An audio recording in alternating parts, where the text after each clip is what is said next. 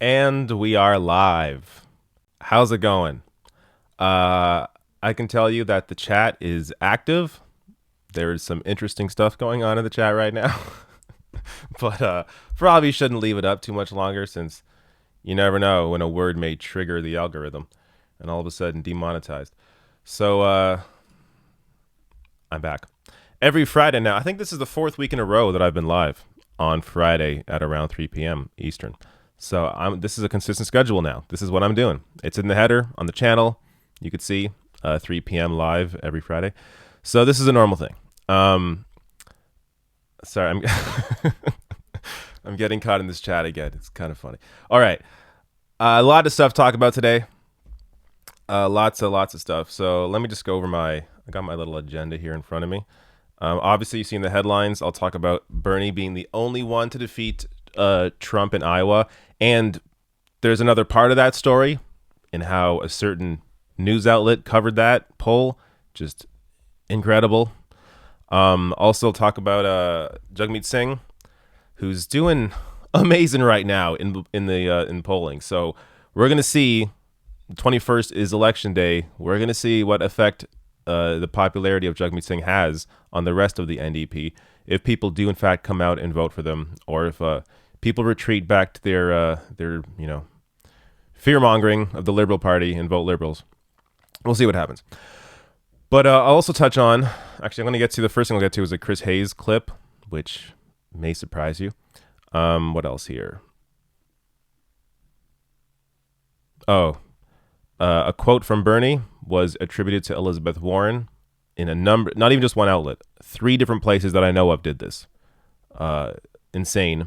And it's a great quote. So to put it to Warren is just, yeah, the media is just unbelievable. Like, it's crazy. I don't even know what to say anymore. It's obvious that it's intentional most of the time. And even if it's not intentional, there is gross, like, just journalistic misconduct going on in terms of how they're reporting on him. And also some shout outs to get to at the end here. All right. So let me start. Also, of course, I'll take super chats and I'll take random chats as well if I got time. All right. Let me start with Chris Hayes. So I'm going to be in this little corner here. Somebody on a recent live stream told me that they don't like when I'm really small because it looks weird. So you know what? I figured they're kind of right. And I could just be at the side here and maybe it's a little better. So we'll try this out. All right. So Chris Hayes. I like how they advertise this clip because it's really not about, I mean, it's about this, but really not about this. But on Chris Hayes on MSNBC this week, he actually went after his own parent company, NBC, in, the kind of segment you just do not expect from most people that have a show on any network. So let me show you this. I haven't clicked this link yet. I assume this is the full clip. I saw a video from Twitter on this, but let's check this out. And if I can get this big, prepare to be impressed. There are stories of inspiration in every corner of this country. Oh my God.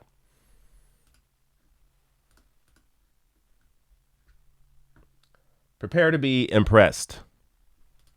Over the last few weeks, as impeachment has dominated both the news and this show, I've been watching with increasing horror and bafflement as the NBA has enforced a kind of silence and speech code on its players and management for fear of offending the Chinese government and Chinese basketball fans.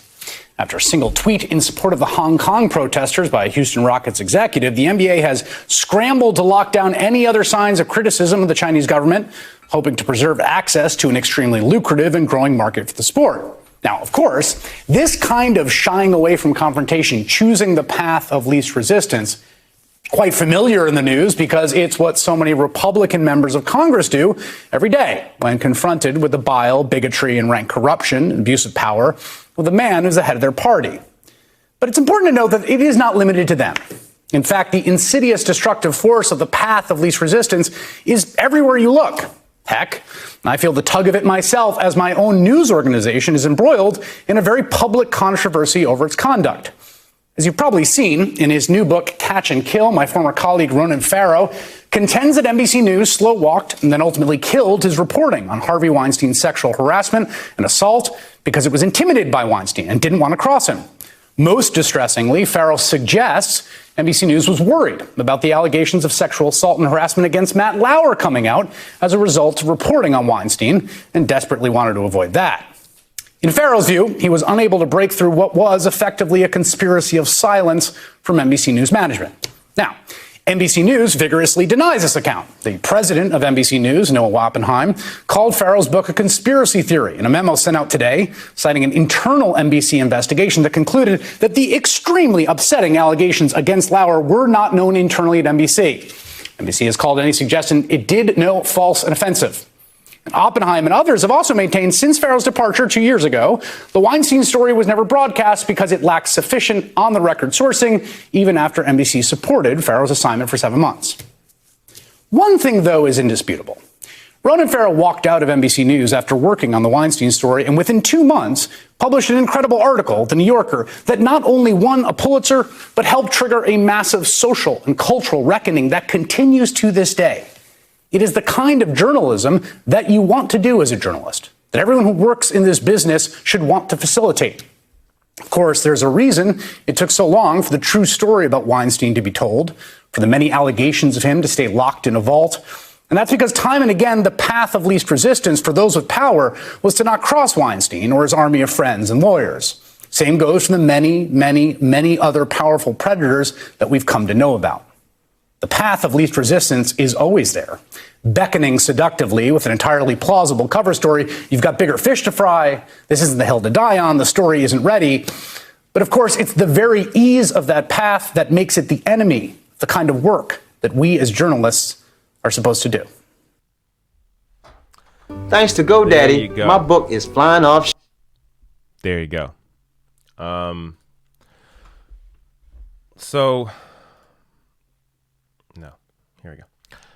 So that's an example, a rare example, of a host on a cable news network being completely upfront and honest about how these large media conglomerates, how they treat this kind of thing. They are perfectly fine to give away a breaking news story, just a vital story to, for example, obviously the Harvey Weinstein story.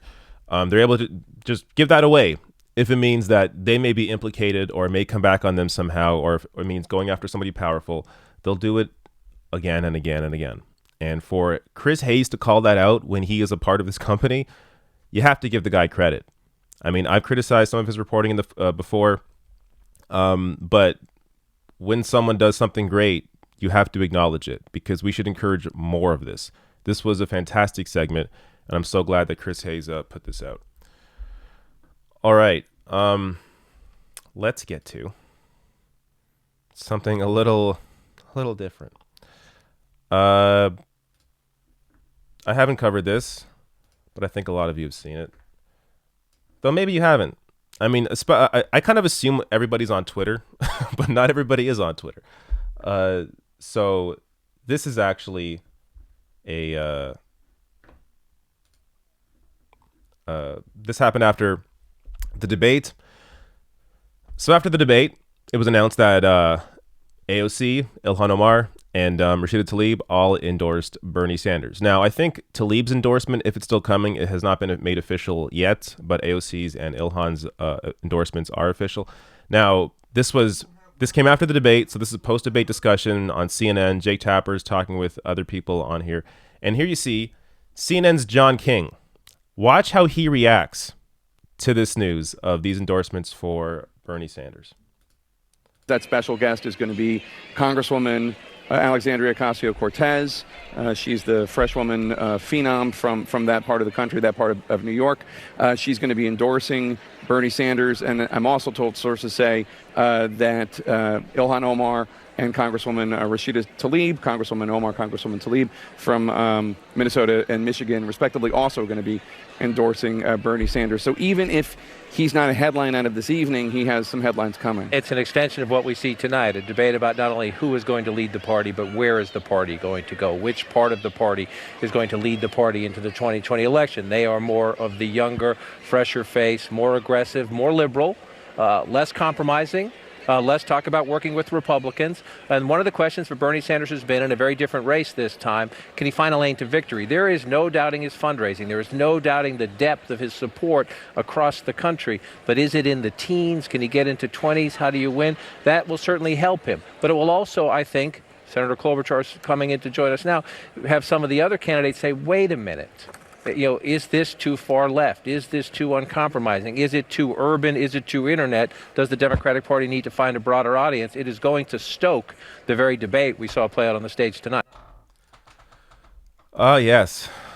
Bernie Sanders. Too urban. His campaign is too urban with these sorts of endorsements. Oh, I mean, when you have too many people of color behind you, wow, is this campaign too urban to win? I'm sure you all remember 2016. Bernie is too white. His campaign's too white. Can Bernie be able to get people of color? I mean, all his supporters appear to be white, mostly Bernie bros. And now all of a sudden, because he has this incredibly diverse support base and big endorsements like AOC and Ilhan Omar, is it too urban? Is this campaign too urban? Just, they will never credit Bernie Sanders or his campaign for anything. And if they do credit him for something, like John King mentions here briefly, his fundraising, they're going to give him, it's going to be a backhanded compliment. It's going to be, well, sure, he's fundraising well, but is his campaign too urban? Is he going to be able to reach, people all across the country? Can he get into the 20s? How about bringing up polls that show how Bernie has been consistently defeating Trump since 2016 in every matchup? Not to mention, as we're going to get to later, I can't spoil it yet, but some key states where Bernie is the only person defeating Trump in that state. So keep in mind here, when we're looking at matchups between Trump and Biden and Trump and Bernie, Trump and Warren, those popular vote matchups don't really matter because Hillary Clinton defeated Trump in the popular vote in 2016 as well. What actually matters are state by state. So is Biden defeating Trump in key swing states? Is Warren? Is Bernie? Look at that. That's what actually matters right now. And on top of that, what actually matters is who has the grassroots campaign to be able to push yourself to victory in the election in 2020 that Hillary Clinton did not have in 2016. Hillary Clinton had no excitement behind her. It was all just the standard Democratic voters, and she was not able to get out enough non-voters and independents out to vote for her because she was not speaking on a message that really excited most people. And a lot of those people also knew who Clinton was and knew who she represented in terms of Wall Street, big donors, corporate interests. So that kind of candidate suppresses the vote, whereas a candidate that actually speaks for the people and has a history of doing that, that excites people out to vote. Not to mention if that candidate is an independent senator, a lifelong independent. That also says something. One more thing on this endorsement stuff. So there were a lot of funny reactions to the endorsements. People, like, if you were actually surprised that AOC and Ilhan Omar endorsed Bernie over, say, Warren or somebody else, then you don't really know their politics all that well. I mean, I guess you could say the only part that I really found surprising was, I guess, the timing. I just didn't expect it now. I thought the endorsements would come closer to each of their states. But I think this is the perfect time to endorse him. Right after he has the heart event, right after the first debate, really almost sort of a relaunch of the Sanders campaign with these two massive endorsements, eventually three with Tlaib, and being able to carry that into next year when the voting starts and have people like AOC and Ilhan Omar, on TV fighting for you, that's going to have an impact. But I want to show this reaction because this dude is just he's too much. Marcos Melitsis. So he is the founder of Daily Kos, a website that used to be something back in 2004, 2005, 2006. Has since sort of completely dissipated into nothing. Nobody really goes here anymore. It doesn't really mean anything. This guy is not a movement leader. He's a nobody. Here's what he tweeted out. Can't wait to see how this registers. So this is in reaction to the endorsements. Can't wait to see how this registers, if at all. We've evolved past endorsements. No one cares. Will AOC be the exception? Like, you know, if AOC, Ilhan Omar endorsed Elizabeth Warren or anybody else in the race, Kamala Harris, Marcos Melitz would be like, oh, that's it. The campaign's over. Why doesn't everyone else just drop out? Why is Bernie still in the race? I mean, you now see the endorsements from AOC and Ilhan Omar. They're the future of the party. I mean, whoever they endorse, that's who you should actually support because that's the future of the party. That's how you get people out to vote. That's how you excite voters. But here, they endorsed Bernie. Oh, do endorsements even matter? I mean, I've been saying this for a while. These endorsements really don't have any impact at all. It doesn't matter that these are, the three most popular Congress people. None of this matters. Who cares if they have, the most followers on Twitter? None of this matters. It doesn't. These endorsements don't mean anything. Unbelievable. Like just the total lack of shame. These. I was gonna call them a name, but maybe I'll be nice. These people that are now insignificant but still have somewhat of a, I guess, kind of this had 371 likes. This is nothing. 57 retweets. You can tell this guy really doesn't have the pull that maybe he used to. Nobody cares about him anymore. It's just fun to laugh at. Something for entertainment. All right. What's next? Oh, this is going to be good. Okay, let's get to Bernie Sanders and let me prep this. Because I may want to clip this out as a separate video. Because this is a good story. No spoilers. Don't look. We'll get to that. All right. So a new poll came out, and it appears that Bernie Sanders is the only 2020 candidate that defeats Trump in Iowa. So let me show you this data, because this isn't just about this poll. It's also about how a certain media outlet reported on this poll. So here you go. Iowa poll. This is Emerson polling. Bernie Sanders defeats Trump in Iowa, 51-49. Joe Biden's at 49-51, and Warren's at 49-51 as well. So clearly, as I said earlier in the stream, these are the polls that matter. Matchups in states, in key states. So general election polling, even though Bernie defeats Trump in all those polls as well, those don't really matter because Hillary Clinton also defeated Trump in the popular vote polling before 2016.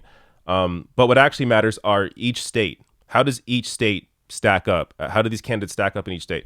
So Bernie defeating Trump, the only candidate to do so in Iowa, which is great to see.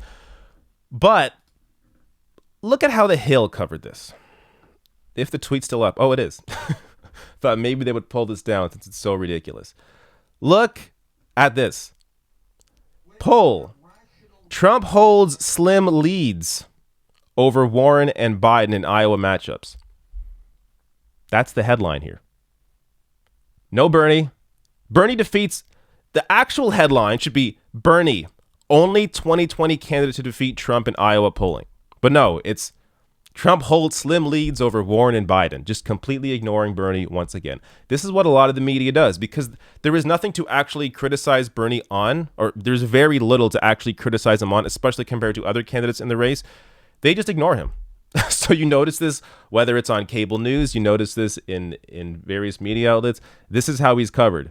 He's not because there's nothing to actually go after him on. So I'm not going to read this whole thing, but yeah, it's still it's not even just the tweet. It's also the headline here on The Hill.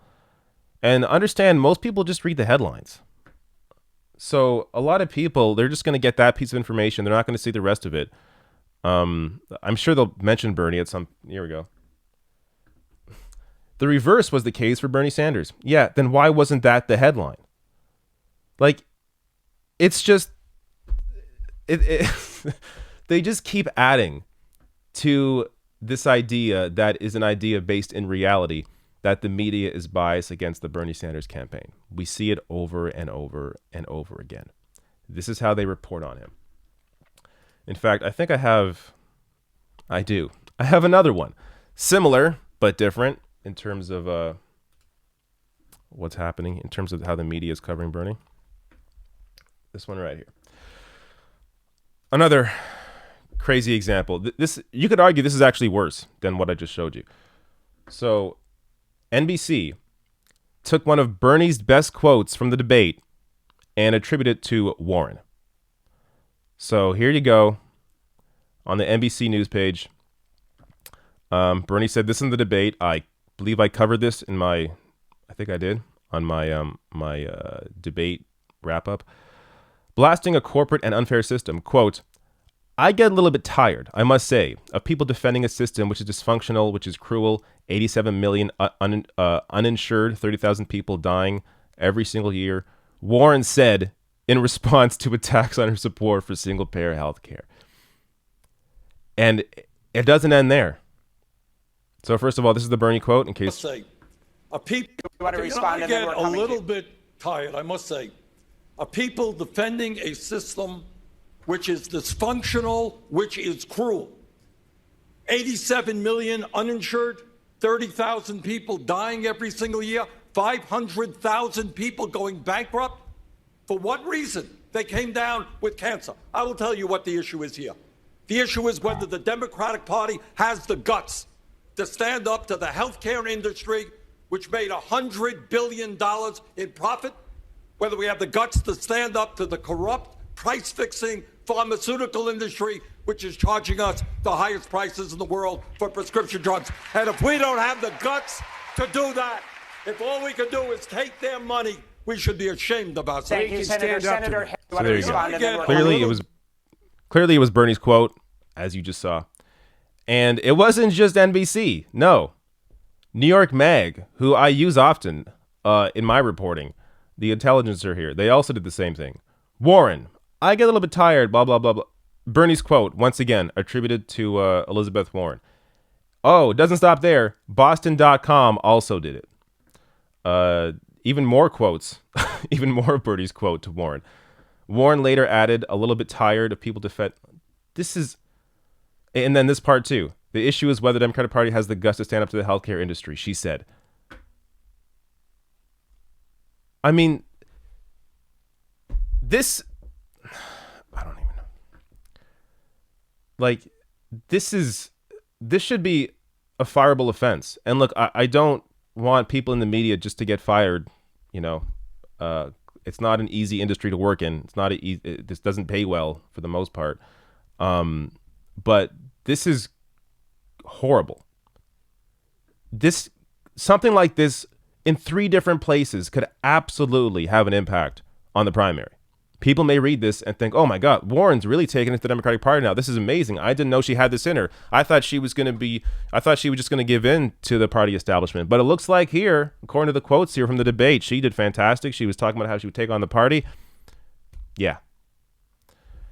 Now, apparently Boston has, Boston.com, I think, has corrected it. I believe it was Boston. Yeah, so they appeared to correct it. Hopefully it didn't stay up too long. But unbelievable.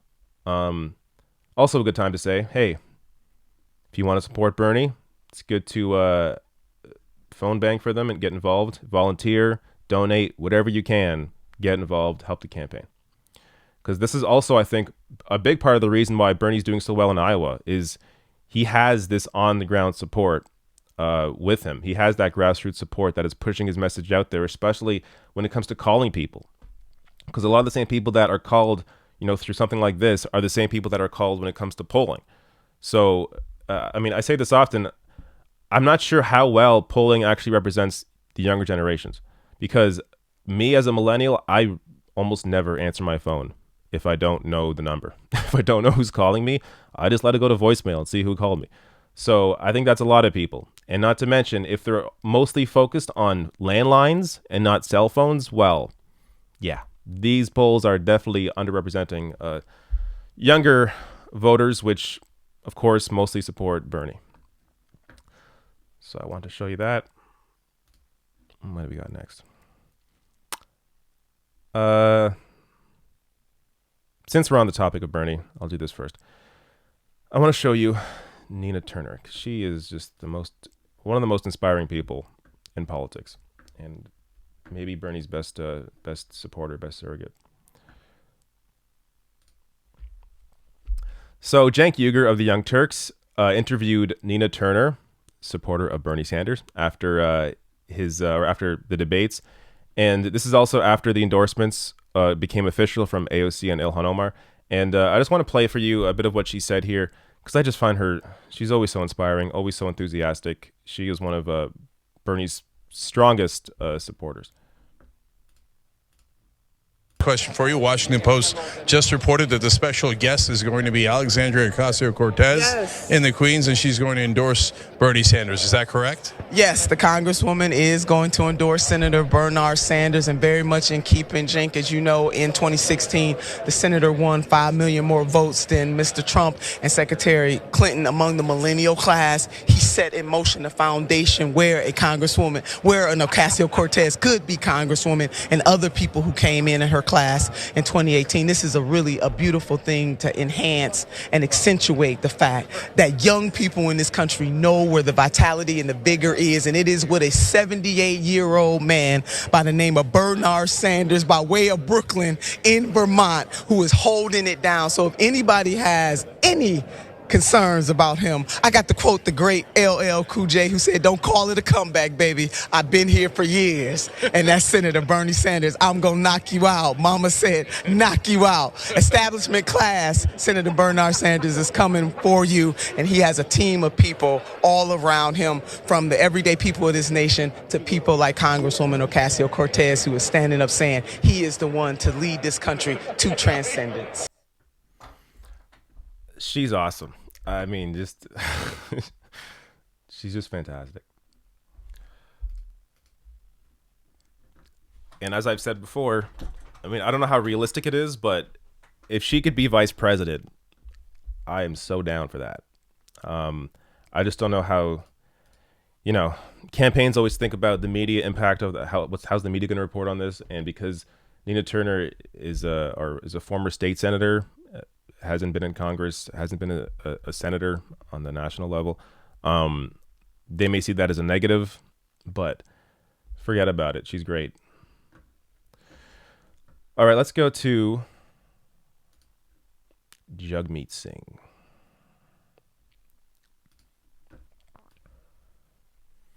Also, just a reminder, I will be taking super chats at the end. And actually, we're getting close to the end here, so it's maybe more of a chat stream than anything else. But I'll be taking super chats and also random chats as well, if I can get to those. Okay.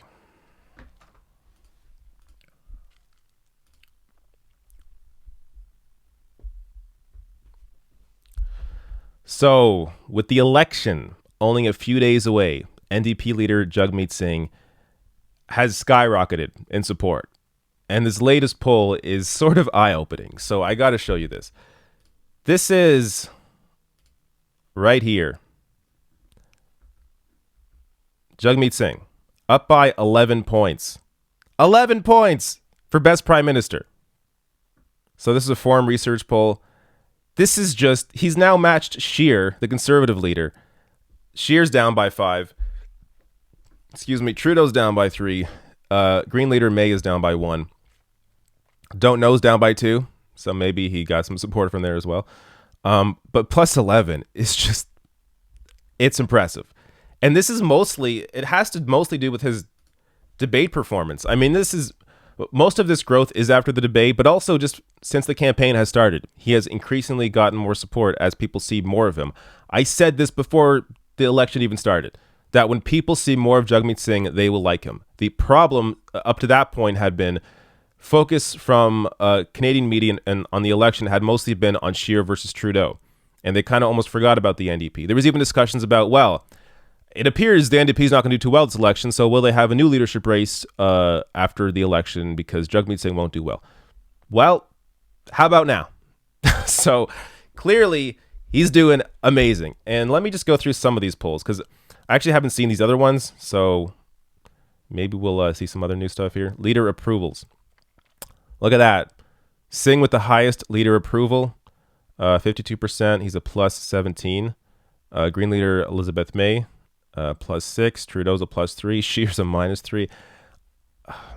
Look, I don't always like tooting my own horn, but sometimes I do. I said both of these things. I said that Singh would grow in support, Scheer would drop because Scheer is just not likable. Like if it's not just that I don't support the Conservative Party, it's that you can see Andrew Scheer and how horrible he is. He's more phony than Trudeau is, just how he comes off. I mean, even just forget about the platform. Andrew Scheer as a party leader is not a likable person. So that's one party that will be looking at a leadership race after this election, because I don't think they're going to perform well. And if they somehow, win the most seats, it would only be because of how well the NDP have done, and Trudeau being unable to make his case for the Liberals, because all he's doing again is fear mongering. Oh, you don't want a Scheer government. You don't want the Conservatives to gain power again. So you better vote for the Liberals. But no, you could also just easily support a coalition with the NDP and the Greens. And even if the Conservatives win the most seats, just overtake them. Singh has said that he is in support of a coalition if Conservatives win the most seats. Trudeau hasn't answered straight, hasn't said yes or no, but he appears to be leaving it a little more open than he has in the past. So it definitely seems like he would be open to it if given that opportunity. He just doesn't want to say that, because if he says out loud, yes, I'll support a coalition, well, then that gives all those NDP leaners a reason just to vote NDP and not be scared into voting for the Liberals. So he has a strategic reason to not just outright say, yeah, I'll support a coalition. Jagmeet Singh, since saying he would, has kind of walked it back a little bit. He won't say those same words again, but you can't put the genie back in the bottle. He's already said it. We know he'll support a coalition. We know he would not support a Conservative government. So there you go. Vote how you want to vote. If you support the NDP, vote NDP. If you support the Greens, vote the Greens. You don't have to be scared into voting for the Liberals. There is no reason to vote for the Liberals this time, because Scheer is so unlikable. He's not going to form government. He's not going to win a majority. The best he could hope for is a minority. And even with that, it's very likely we'll see some sort of coalition or some sort of, partnership between the Liberals and the NDP. All right. Let's just get to this. May be a quick stream today. I think I've done everything I want to do. Oh, some shout outs. All right, let me shout out this. Where am I? Here I am. I was recently on Matt Binder's podcast, Doomed. So it's both an audio podcast and he also streamed it live. So this was right after the debates. We talked about. So this is right after the big news came out of the endorsements. So we talked about that. We talked about each person's debate performance. We mostly focused on, the candidates that actually matter in the race. But it's a good discussion. It's about an hour and a half, and we go through a lot. So check that out. Look up Matt Binder. If I can zoom in here. There you go. Look up Matt Binder on YouTube, and you will find him. You can see I'm subscribed. Go hit subscribe. And if you're on podcast apps, just look up Doomed. If you prefer the podcast version, look up Doomed, and you'll find him. So there you go. One more shout out before we get to questions. Someone just said you should play some Smash. Nintendude. Is that what your name is? Nintendo 14. I would love to play some Smash on. I would do it on Twitch. But yeah, which actually reminds me, Progressive Voice, and Mike Figueredo of the Humanist Report need to all get into a Super Smash match. All right. So that shout out. My other one here, I'm going to be on the Surfs, along with a lot of people. So they're doing I guess you call it a charity stream. Over 50 left tubers and butter horses are banding together to help raise money for Water First. It's an NGO. And and Trans Lifeline at 4 p.m. Pacific time today. I believe this is a 24-hour stream because I think I'm going to be on tomorrow. I have to be honest, I'm not sure what time I'm going to be on their stream. I don't think we figured that out yet. But twitch.tv/ the Surfs TV. Let me put that in the chat. If you go there, follow them on Twitch. At some point over the next 24 hours, I will be on there. But they're going to have a lot of people. It's going to be great. I'm not really sure what to expect, but I'm sure we'll talk about a lot. So check that out. Ben C., are you going to Queens, New York tomorrow? I'm not. I do not live in New York. And actually, I have some personal stuff I have to do tomorrow. So, because I was considering, even before it was announced that AOC was a special guest, I was considering actually going to New York just for that event because I haven't been to a Bernie event. I have to go to one. I have to, at some point, I have to go to one. So maybe it'll be the inauguration. That's when I'm going to be, that's when I'll be there. But hopefully some point in the future, I can go to one of these events. But if you're in New York, you have to go to that event. It's going to be huge.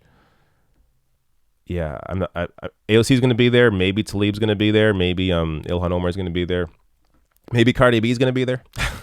Who knows? But go to New York tomorrow for that event, for that Bernie event, if you can. Okay, let's get. I think I heard some super chats. Let's get to some super chats. So super chat is the best way to get your questions in. Otherwise, as you just saw, I'll pick out some random messages.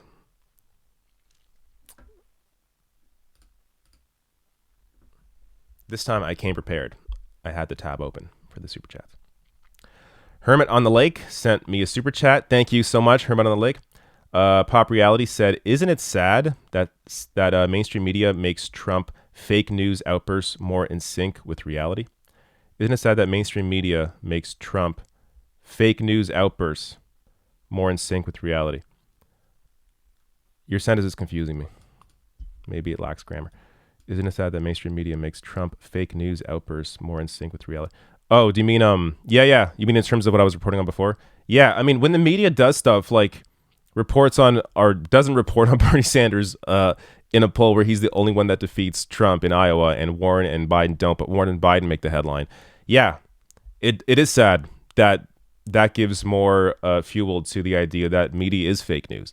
But it's also important to point out, you have to look oftentimes at who is doing the reporting, like the actual writer of the piece, because it can vary.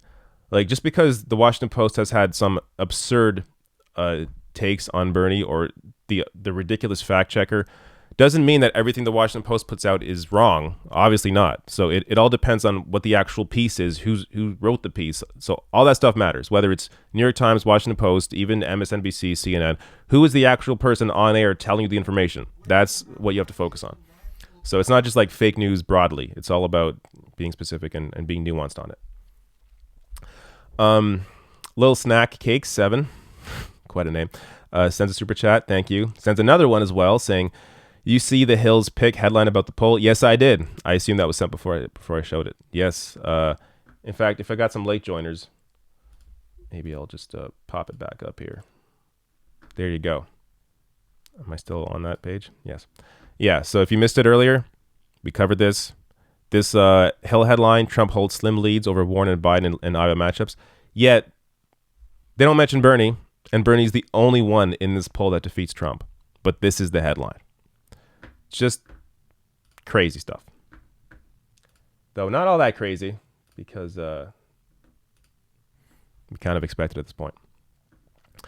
David Roberts sends a super chat. Thank you, David. Larry the Truth sends a super chat saying Bernie 2020 needs to put his foot on DNC throat finally. He kind of did. I'm not sure if this was in reference to the clip I showed, but he kind of did in the debate. He said, does the Democratic Party have the guts to take on the health insurance industry or the health industry? Clearly they don't, which is why it requires an independent senator from Vermont to do it. This is a huge selling point of Bernie. It really needs to be focused on more often. He's a lifelong independent. Has never had to answer to the establishment of either party. This is a huge bonus for him, especially in a time where both parties, the Democrats and Republicans, are historically unpopular. And a lot of people are independents. Obviously, people that self-identify as independents don't all have the same politics, but it does show you that a lot of people are disengaged from this two-party system. Bernie Sanders, I think, represents that disengagement from that system. He represents a different way forward. Overkill Motorsport sends big super chat, $20. Thank you very much. Says, keep up the good work, David. Thank you. I always like easy super chats. Just a nice compliment. But no, I like questions too. Mind the North Star just sent a super chat as well. Thank you so much. All right. Again, I'll take more super chats, but I'll take some random chats right now as I'm here. So if you want me to answer something, I'm not going to guarantee I'll get to you, but it's best you put my name, The Rational National, in your message on the YouTube chat so that way I can easily find your question, and I'll get to the ones I can get to. But let me scroll up, see if I missed anything interesting.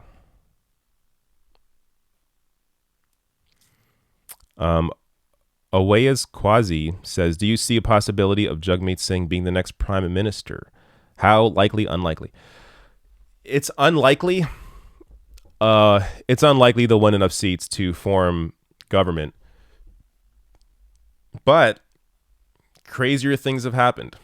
So this is what I'm saying. If you support NDP, vote NDP. Don't be scared. And I think a lot of people this time are. The early voting is up. So I think it's up by 29%, I believe is what I saw. Youth vote is also up. So I think youth vote for early voting was 400,000. It's already up to 700,000 from what I saw. I think I'm quoting that correctly. So youth vote's up. Overall vote is up, which actually kind of surprised me because I kind of, before this, so this is where I've been wrong. I know sometimes I make predictions that are correct, but this one was actually wrong. I thought this would kind of be a snooze fest election. I didn't think voter turnout would be up all that much because the last election in 2015 really was about getting Stephen Harper out. And a lot of people were activated around that. Just get the conservatives out. So people, majority of them coalesced around the liberals to get Harper out. This time, there really isn't that call to action in the same way. So, of course, people still don't want the conservatives to be in power. But there really isn't. I mean, in the last election, Harper was prime minister for, I think, 10 years. So there really was a fervor to get him out. This time, that really isn't there. That fervor isn't there. But to my surprise, people are going out and voting in bigger numbers. And maybe that's because the NDP and to a certain extent the Greens are exciting people out to vote. So it's possible people are voting now in bigger numbers because they have something to actually vote for as opposed to just voting against the party in power. So that is obviously a great thing. But we're going to have to see if the early voting, the high number in early voting has an effect on actual election day, because it may not. There's no guarantee it will, but I think it will. I hope it will. All right, let me scroll down. I've heard some more super chats. I'll get to those. Let me just grab some random ones first. Tara Perot says, what do you think about Facebook and Twitter allowing politicians to lie on their ads? I don't know who you're talking about specifically. Because, you think you shouldn't be allowed to do that if you're just straight up lying in a paid for ad. I don't know. I haven't really thought much about it, but that is a good question. Brandon J says, do you think Elizabeth Warren's stupid Pocahontas nickname could make a big deal in a general election? I don't know. I don't think it'll be a big, like, I think that will only really maybe impact the conservative base in a positive way. It may get them riled up and be like, yeah, Pocahontas. I don't really see how that would negatively impact Warren all that much. That doesn't mean that, what she done and how she perceived herself was good. Obviously, I don't think it was, but I don't think it would become that much of an issue. That said, I don't support Warren, so I support Bernie Sanders.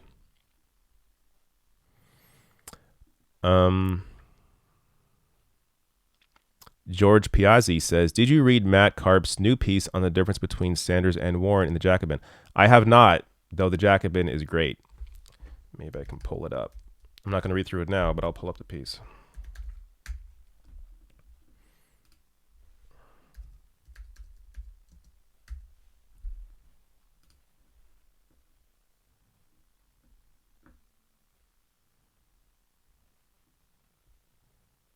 Okay, I'll do some searching because I don't think it's on the top page.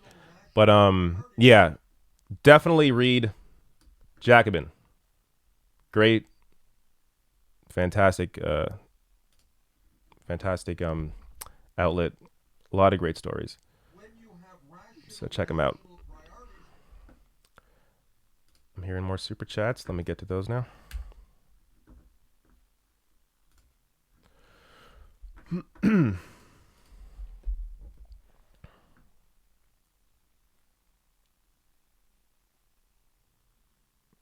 I think I stopped here. Mind of the North Star. Thank you for your super chat. Sashad 60 says, could Jugmeat realistically win? Either way, could he carry momentum for Bernie?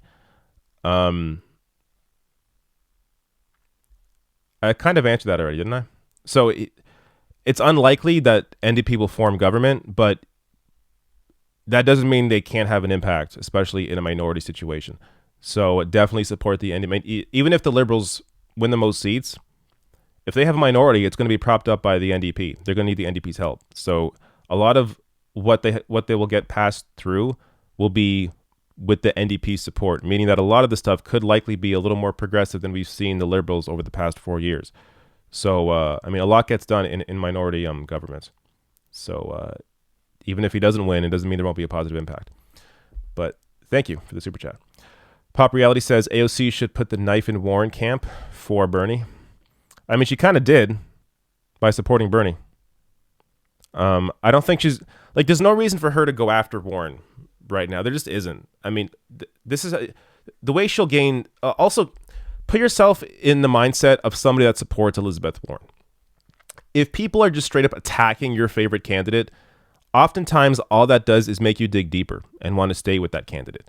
But if you make the case, if you're persuasive and really, tell people why you support Bernie over Warren and explain it, and AOC can make that case, not even necessarily Bernie versus Warren, but just why she endorsed Bernie, then that's how you win people over. I don't think you really win people over by putting a knife in the back of their candidate. That's not effective. Like, just think of human nature. If somebody's attacking you, you get down and you protect yourself. But if somebody's kind and open up and they explain to you why they think a certain way and even relate to you, say, hey, I understand why you like Warren. Or first ask them why they support Warren. And oftentimes maybe it'll make sense. Maybe they support her because they like Medicare for all. And you could say, well, actually, Warren hasn't been clear on Medicare for all. You can go to her website. She's kind of wishy-washy on that. Bernie wrote the bill. He has a long history of fighting for it. He will fight for it. He's been consistent on this. There's just a way of going about it where you can actually change minds. If you're just straight up attacking other candidates, this is not a good way to get people that support those candidates on your side. Larry the Truth says Bernie needs to call out DNC new scam to split vote. Sorry.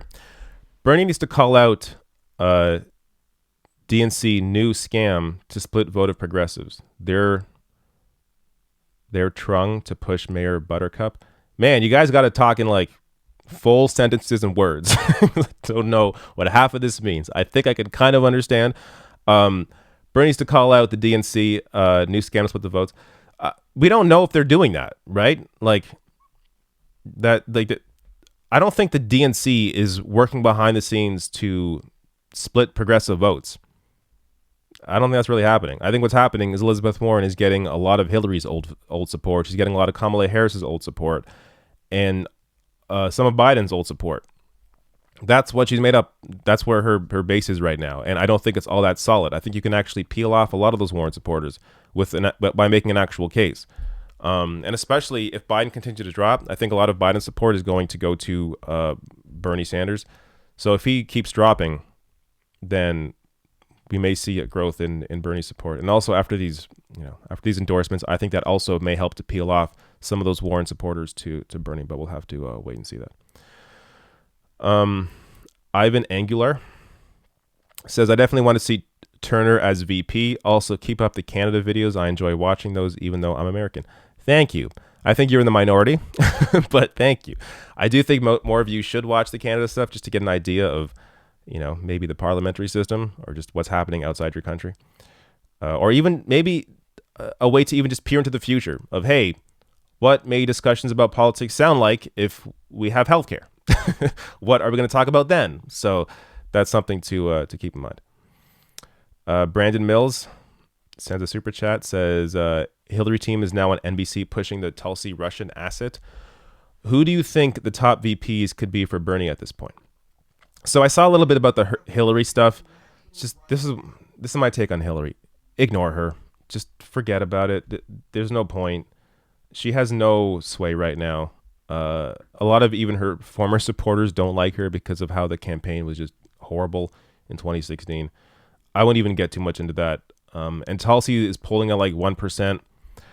Yeah, it sucks she's being smeared as a Russian asset, but it's not really, it's nothing to really worry about at the moment. Who do you think the top VPs could be for Bernie at this point? I think this is hard because I'm mixing what I want with reality. So I would like Nina Turner to be on that list. She's my top choice. I think Elizabeth Warren is a likely choice. But hey, who knows? Ilhan Omar, can she be a VP even though she wasn't born in America? I hope so. I mean, Ted Cruz wasn't born in America. He ran for president. So you never know. But yeah, I mean, that would be crazy though. Crazy in a good way if Bernie and Ilhan Omar. But who knows? I don't know.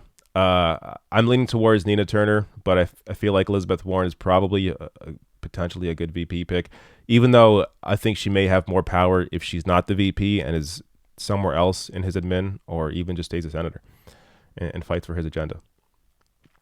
Elliot Arguello says, why is this Pete poll higher, 16%, than Bernie 13% in the recent Emerson poll? I really hope it's just a fluke. What is that, nationwide or by state? I haven't seen the I don't know where Pete's polling at 16%.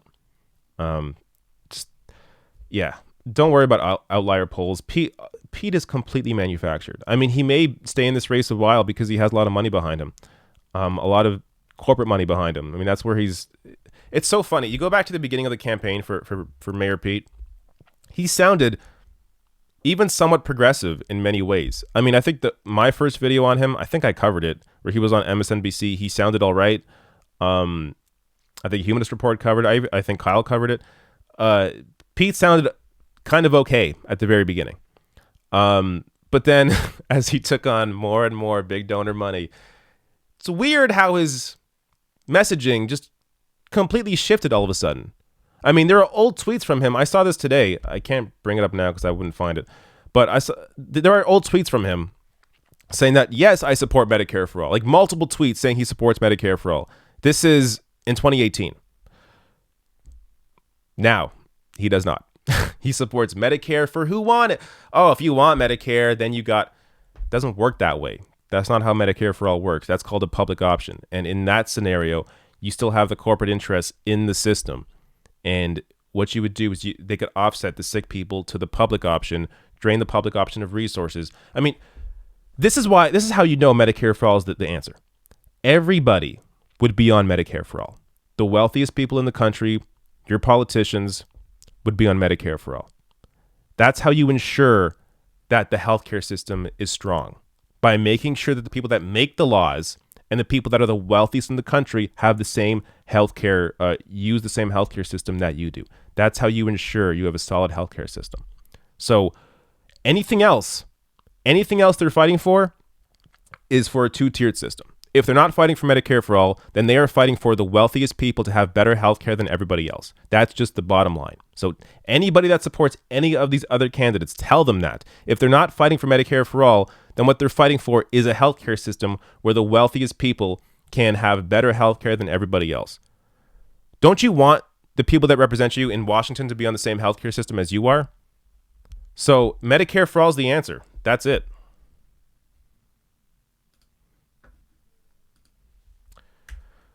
Let me look up more. Actually, let me get to maybe I'll pull up some more random chats before I get to super chats. George Piazzi says the Jacobin article by Matt Karp is titled Is this the future liberals want? Oh, I think I did read that. I recognize the headline anyways. I think I read that though. The problem is I read so much that oftentimes I forget what I read. Okay, I don't think we're gonna find it now. But there it is. So check out that piece. I believe I read this. When did it come out? The 14th? I think I read this. But yeah, check that out.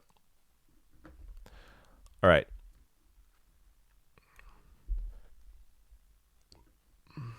Let me get to the super chats.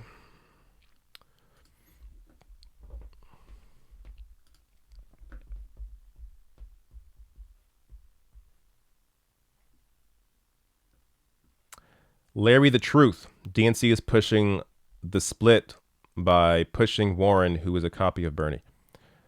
I think Warren's running because she wants to run for president. I don't think the DNC made Warren run. It just so happens, I'm sure she's getting some of the vote, but I wouldn't even say she's splitting it. Bernie has held on to a lot of his support from 2016 because people that support Bernie know why they support him, because he's been a fighter this entire time, his entire life. So sure, you can still peel off votes from Warren, but it's not like a conspiracy. Warren's running for president because she wants to run for president. That's what it is. Henry Volt sends, after watching the last debate, I'm realizing that everyone might have a new way of attacking Bernie on policy by attacking Warren. She's representing the same policies, but she doesn't seem to hold her ground like Bernie. Well, it's funny because also, thank you for the big super chat, $30, much appreciated. It's funny because Warren, the way she was being attacked a lot in that debate was because has been kind of inconsistent, or not inconsistent as in the sense that she's not really, her messaging, her rhetoric isn't the same as Bernie. She isn't upfront about some things, like about the taxes when it comes to healthcare. So she was being, hit on the fact that she talks about, oh, Medicare for all is gonna, she wouldn't answer the question about taxes. So she's asked, will Medicare for all raise tax for the middle class? And she says, well, that isn't the right question to ask. It's what is the cost at the end of the year? And she's right. It's not about taxes. It's about, do Americans save or do they not? Getting hung up on taxes is complete BS media narrative. There is no reason to focus on taxes if you are saving money at the end of the year. That the taxes part do not matter. It's 100% fear mongering. That's all it is. But she can say that while at the same time saying, now that I've said that it's just fear mongering, yes, middle class taxes go up, but you save at the end of the year because you pay less and you get more for paying less. So there is like her running away, Warren running away from answering that question directly, I think is just hurting her at this point. At the beginning, I was totally on her side. There's no reason to get into that dumb frame of focusing on taxes over cost.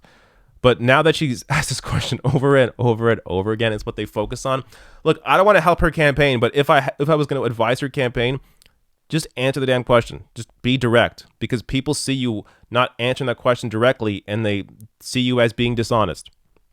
So there's no reason now to hold your ground on, the framing of these things. Just be honest. Say, first of all, yes, your taxes go up, but you save at the end of the year in cost. The media is so focused on taxes because they know that puts fear in your eyes.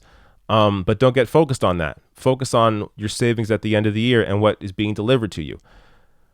But she also, can you trust her to actually fight for Medicare for all? Because she has mentioned it, over and over again. I think in the debate as well, she called it the gold standard. So, or it was gold standard. She called it something where it sounded like It was more like a long-term goal. Like, oh, yeah, well, Medicare for all is the ultimate. We'll eventually get there. But, maybe there's different ways to get there. So that's how she came off in that debate to me. It didn't even really sound like she was fighting for Medicare for all as much as she was saying, well, yeah, Medicare for all is where we want to get to. But how do we get there? I don't know. Even though there's a bill. It tells you exactly how to get there. It tells you how it's implemented. Bernie's bill's over 4 years. The House bill with Pramila Jayapal's over 2 years, I believe. So you have two different ways to get there, but it's detailed. The details are all there.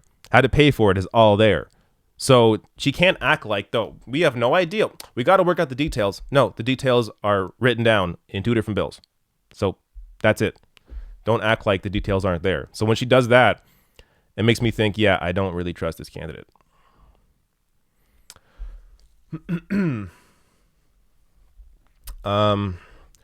Overkill Motorsport says, what's your thoughts on AI? Polly predicting a liberal minority result.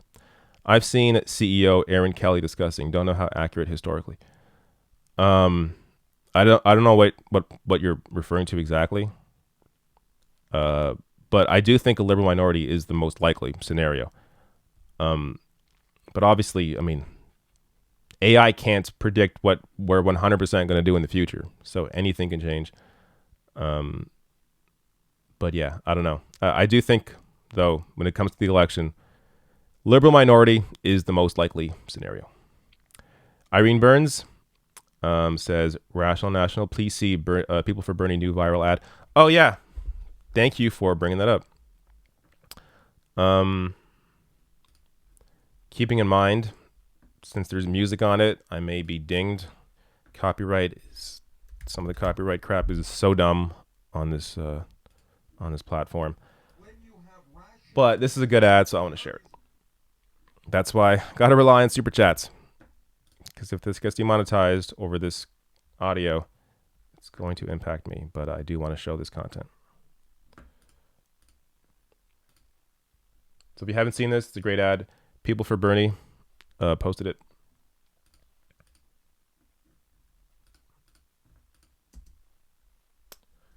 Twitter video is really annoying.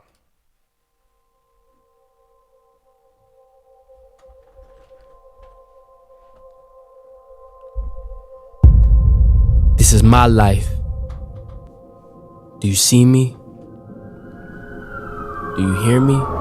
These are my streets, home, brothers, sisters, neighbor. What do I want? What do I need? Dignity, security. Why must that be a dream? Got sick on Sunday, there goes rent. Car won't start, zero with savings. Late for work, lost an hour's pay. Landlord don't care, now I'm on the streets. Who are we? Who are you? I'm a pre-existing medical condition, a disposable pawn in a bureaucrat's war. They say the world is ours for the taking, yet profit off our youth, exploit our poor. 54 years free, still waiting on equal pay. Welcome to America. Money is speech, corporations are people. One person, one vote. I see you pays for your ass. Vote blue no matter who? I don't think so. Want my vote, earn my vote. I see the charade, I know my history. They say incremental change is the way. Try living a day in my shoes, walking in my shoes. What about my pension? Good question. This is freedom, they say. I'm done holding my tongue. Something's gotta change. Enough is enough. Be bold, be the change. They say you're too old, you're too young. Wait your turn, sit down, shut up. It's the way it's always been. One day you'll see. Greed is good. No, no, no. Do you see me?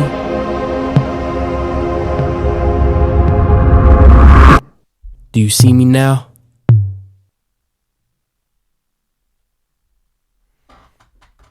There you go. That was great. There's so many, between like the fan ads and ads like this. I'm not even sure this is an official ad, but it's very well done. Bernie's got the best movement. What can I say? The most talented movement, the most politically engaged movement, the movement that represents real people, the most diverse movement, on and on and on. This movement is awesome. All right. Let me get to some more.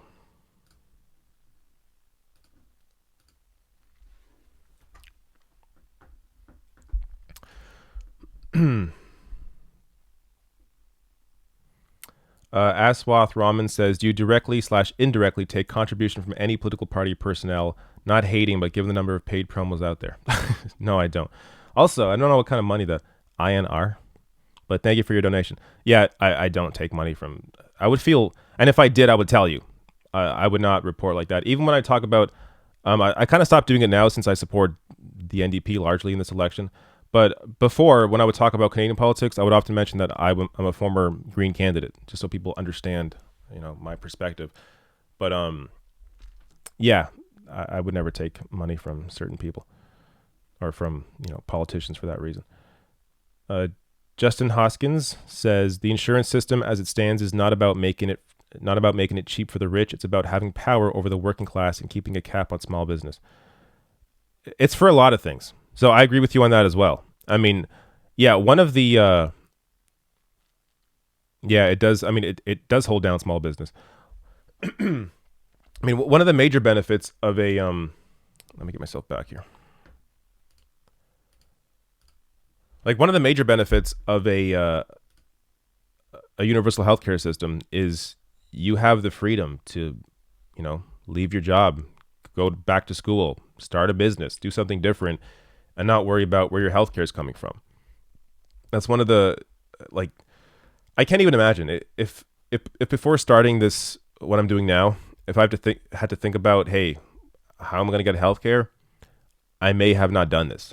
I may have just taken a job somewhere else because I needed healthcare. So having that guaranteed to you under a single payer system, it gives you peace of mind. You can get laid off. You can leave your job. You can start a business, do whatever the hell you want, and you're going to have healthcare. It's going to be there. That's just one of the other many benefits of living under a single payer system. Jesse Newman, I think, sends a super chat because it says message deleted. But thank you so much, Jesse, for your $20. Very generous.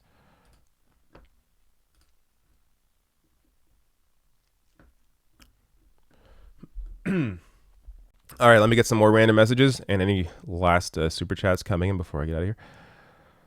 Nintendo. Am I saying your name right? Yeah, it is. Nintendo 14 says, yo, do you ever play Tetris 99? I do. In fact, I think I've played Tetris 99 on Twitch. It's probably a few months ago now. But I haven't played it recently because I've been trying to get through Control and also Zelda when I do have time to play games.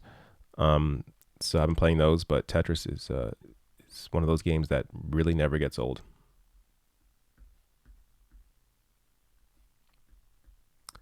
Looking for more chats.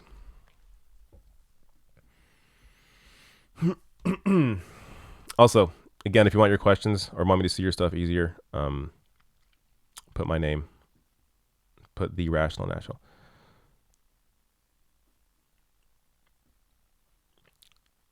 Always Quasi says says it seems like a lot of Sanders supporters are flocking to Andrew Yang. Do you think Andrew Yang will become a major contender challenger to Bernie support? I don't see that at all. Maybe you're seeing that on Twitter. I'll be honest with you. I think a lot of his support on Twitter is fake, along with Tulsi Gabbard's.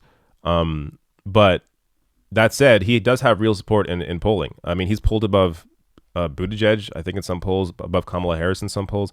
And part of it is because he's an outsider. And he's also a genuine guy. So even though I'm not for his platform, I do think he's not phony. A lot of politicians, most of them on stage, are just phony.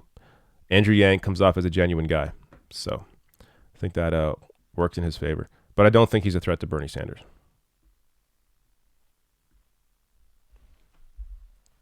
I see more super chats.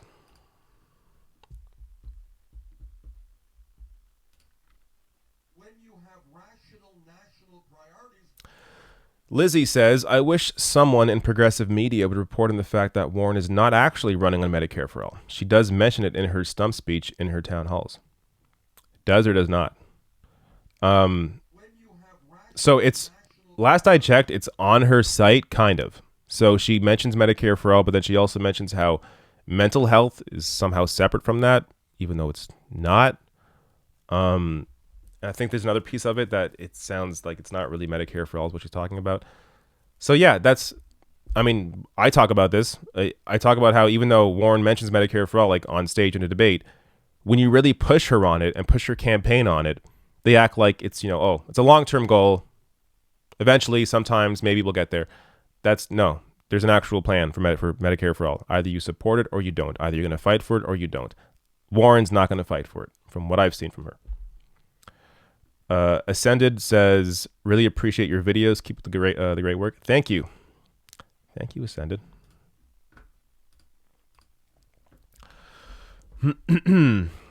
Pat the Batman fan says, Jesse Ventura says he may run. I like you, Jesse, but don't, please. Please don't run. Just support Bernie Sanders. Alana Conti says, who's your main in Smash? I kind of move around. So for the longest time, if we're talking like, GameCube, mostly the GameCube version, but also, what came after GameCube again? Man, I used to be the biggest gamer. Now I just forget things. But Mario is usually my go-to. I know it sounds kind of, basic, kind of default, but I like his cape. I like reflecting things back at people that they shoot at me. So that's a big selling point for Mario. But I kind of move around now. I don't really stick to one character, which kind of doesn't work in my favor if I actually, I'm not like a hardcore competitor in Super Smash or anything. I now just kind of like to jump around.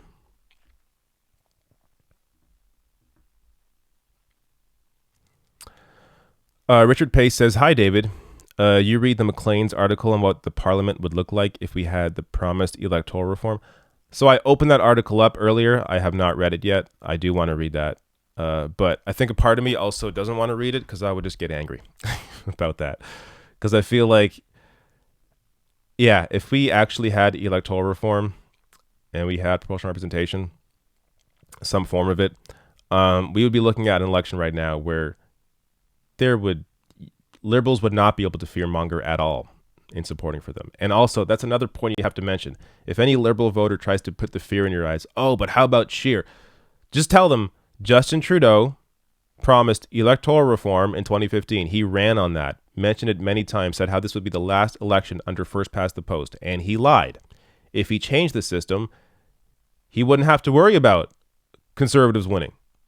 So that line that that Trudeau's still trying to do again with the fear mongering of the conservatives, it's so empty because he had the opportunity. He had a majority. You can change the system and you didn't.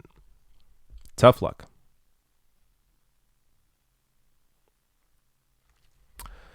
Vicky Miles says, what do you think about Joe Biden hand on cash situation?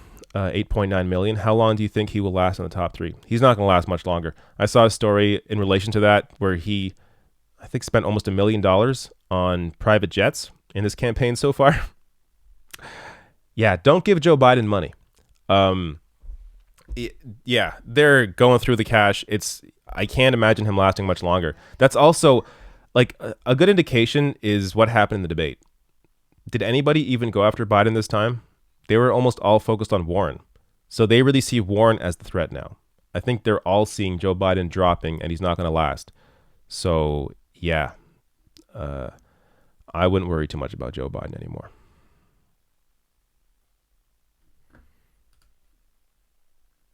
Let me get back to Super Chats. 2 blank ones. Nice. Brandon Schaefer sends $5. Thank you, Brandon. Or Brandon. And Alana Conti sends $5. Thank you, Alana.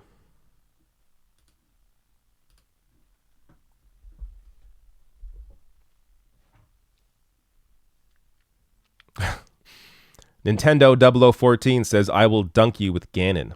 Also, my name's pronounced Nintendo 0014. Interesting. You probably would, actually. I'm not all that great anymore. I used to be good at Smash back in the GameCube days. Please bring back the Shapiro voice from Pat the Batman fan. Well, I don't know if I can. Maybe can. I don't know. I gotta like see him do his thing, and then I can. I just don't even watch Ben Shapiro anymore. I feel like the guy's been goofed on so much. Does anybody actually watch that man seriously anymore and like watch his content for information? I feel like his base, Ben Shapiro's base, are like 13-year-old boys. That's I don't even. How is that man appealing to anybody outside of 13-year-olds? Because he looks like one of them. Like, that's the only. Because hey, this is an adult, but he looks like he's 13. Oh, that's great. I like Ben Shapiro. Like, that's kind of where the extent of his BS goes. Because if you look into anything he says, and even if you don't know anything, his kind of logic is just off. Like, sometimes I don't want to get too deep on this, but I think there's something wrong with Ben Shapiro. He's not all that well, because he has some horrible, just horrible takes on things that really seem to be based in his own emotions. It's funny, he's always like, oh, facts over feelings, but he's all about feelings. Also, thank you, Mr. Batman fan, for your donation. TM Street says, do you think Bernie should support Jugmeat? Should is a hard word. I think it'd be nice if he did. I wouldn't hold it against him if he didn't. But it's one of those things where, like, so Obama endorsed Trudeau, which you kind of expect if you know both of them and their politics. They're both neoliberals. And there was like some talk about, Obama, foreign influence in our election. I just don't think it's worth Bernie doing it. If Bernie did it, there really would be, like, the media would be like, oh my God, why is Bernie Sanders endorsing a Canadian candidate? Oh, influencing elections, just like Russia's influencing him. Like, you know, you know where they're going to take that. So Obama does it. It gets, some chitter chatter on Twitter, not really any story seriously criticizing him over it. But if Bernie would do it, forget about it. I also don't know how much of an impact it would have on the election, to be quite honest with you. So he doesn't really need to endorse Jugmeat.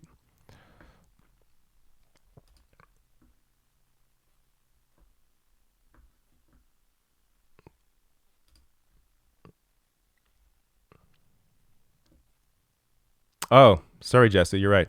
Jesse Newman says, you skipped my $20 super chat. Yes, because I missed the second one.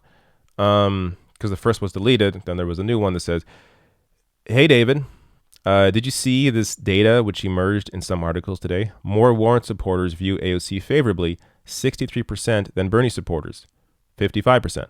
The endorsement could have a big impact. Yeah, totally. And it also goes to show you how uneducated so many people are. Like, if you don't get that AOC and Bernie are like the same person on paper, I don't know what to tell you. You're not paying attention. I mean, AOC worked on his campaign. She was like, I think she was more than a volunteer. Wasn't she like an organizer or something? She was involved in his campaign in some way in 2016. So yeah, they share the same politics. So I hope you're right. I think it could have a positive impact on Bernie's campaign. Did I hear something else? Okay, I'm probably gonna go soonish. So if you got any more super chats, get them in right now. I'm gonna check out the chat and then get out of here soon.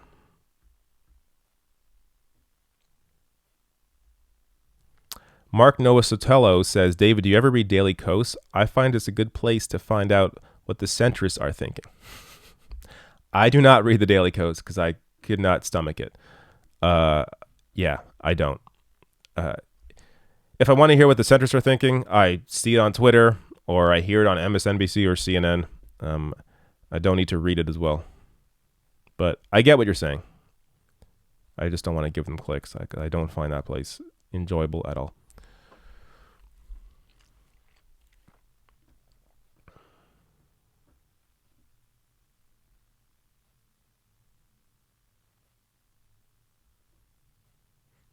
Looking for more chats.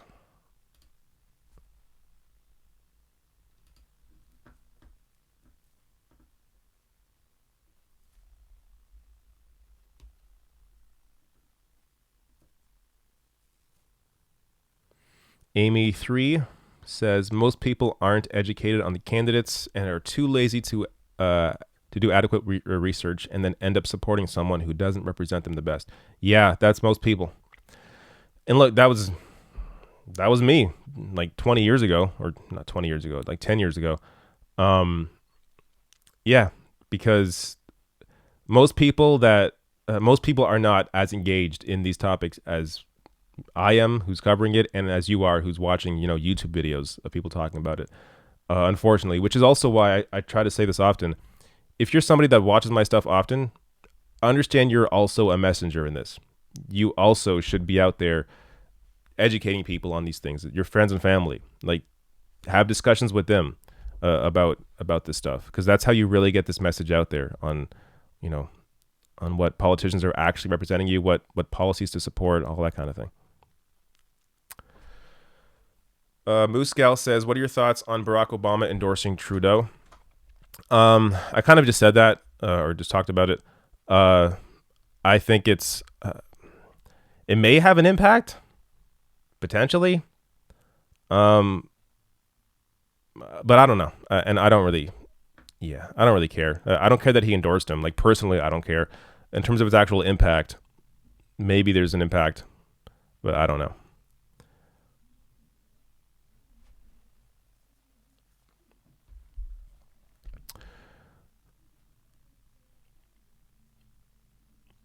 Vicky Miles says, who do you think will get the most advantage from Biden falling? Some are saying Pete B wants to take Biden's place. He may, but that's a good question, because I think a lot of Biden's support is there because of name recognition and his attachment to Barack Obama. So once you begin to whittle down those numbers, it's kind of anyone's guess. They could go to Bernie, they could go to Warren, because they're more familiar with those two candidates. And it's not necessarily about policy. Obviously, Biden also has some wealthy supporters, but that's like a tiny fraction of all voters, right? So if we're talking about the bulk of Biden's supporters, it's mostly people that just know who Joe Biden is. So his support can kind of fall anywhere.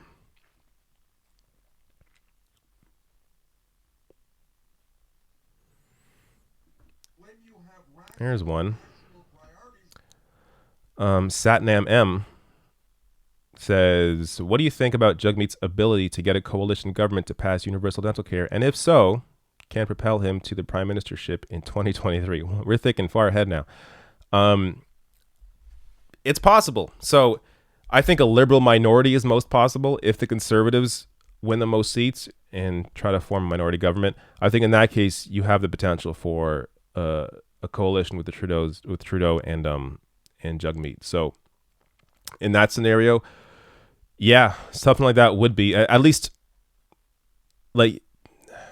some form of dental care where there's more of it. So like Jagmeet right now isn't even fighting necessarily for universal dental care. I know it's a goal of his eventually, but part of his proposal is that it starts with just people that make under 70 grand. So if you make under 70 grand, then you have dental care under Jagmeet's plan. But it sounds like it's a phase-in process. So that would be the first process of it, and then it would phase into eventually universal care, much like Medicare for all in the States. So totally possible. It's kind of like anyone's guess, but it's definitely a possibility that we will have more dental care if we're in a situation like that. All right. I will go soon.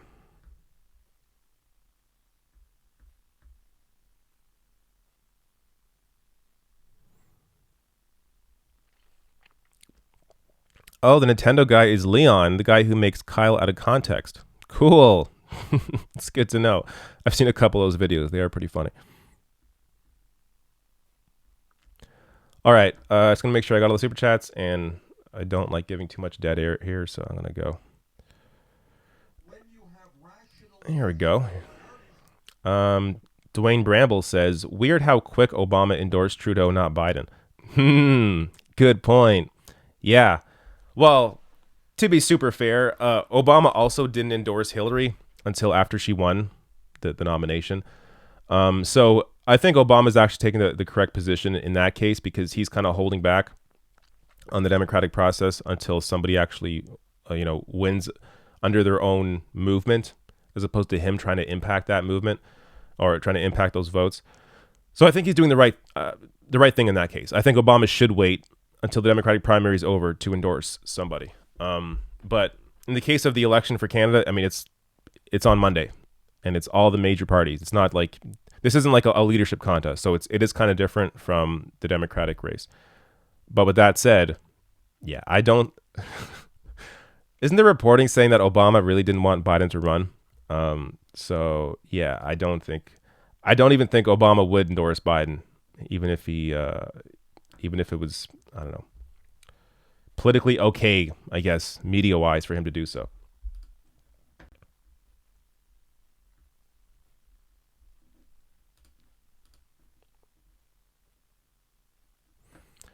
All right, I think I got everybody. All right, cool. So again, check me out on gotta keep opening this. There we go. Check me out on Matt Binder's podcast, Doomed. Subscribe to Matt. It's a great podcast. It's an audio podcast, obviously, but also we live streamed after the debate. Talked about the endorsements, talked about the debate, went through all the candidates. It's a good discussion.